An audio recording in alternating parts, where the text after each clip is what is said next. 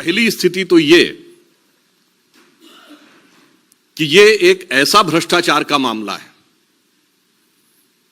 आपने सुना होगा कि सत्ता में रहते हुए सत्ताधारी पार्टी के ऊपर भ्रष्टाचार के तमाम आरोप आजादी के बाद के दौर में लग चुके हैं, परंतु अपनी पार्टी के अंदर भ्रष्टाचार, पार्टी की संपत्ति और धन का हरण कर लेना, यह एक ऐसा विचित्र उदाहरण था।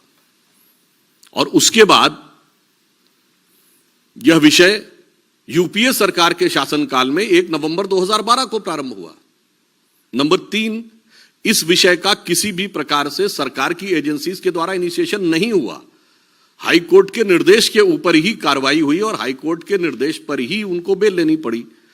तो एक वो दौर था, तब कांग्रेस अध्यक्ष ने कहा था कि हमारे नेता की विराटता, और आज अगर यह कहा जाए कि जिस प्रकार की हरकतें विगत 3 दिनों से दिखाई पड़ रही हैं और हिंसा की आड़ लेकर भ्रष्टाचार को छुपाने का प्रयास हो रहा है, तो कितनी लघुता, कितना छोटापन नेतृत्व का दिखाई पड़ रहा है।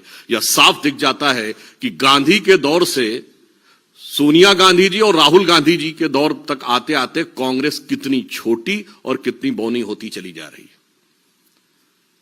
दूसरी बात, इस विषय में एक और बिंदु महत्वपूर्ण है। जिस पार्टी के 2 पूर्व प्रधानमंत्रियों ने सरकार में रहते हुए अपने को ही भारत रत्न अर्पित कर लिया था, आत्मार्पित कर लिया था, they have dedicated to themselves, उसी पार्टी के परिवार के, उसी परिवार के लोगों ने अध्यक्ष बनने के बाद स्वतंत्रता संग्राम सेनानियों के सहयोग से बनी हुई संस्था, जो उन्हीं की पार्टी ने बनाई थी, उसकी सारी संपत्ति और धन को अपने को अर्पित कर लिया। यह दर्शाता है कि स्वतंत्रता आंदोलन के स्वघोषित स्वयंभू उत्तराधिकारी वास्तविकता में उसके साथ क्या कर रहे थे।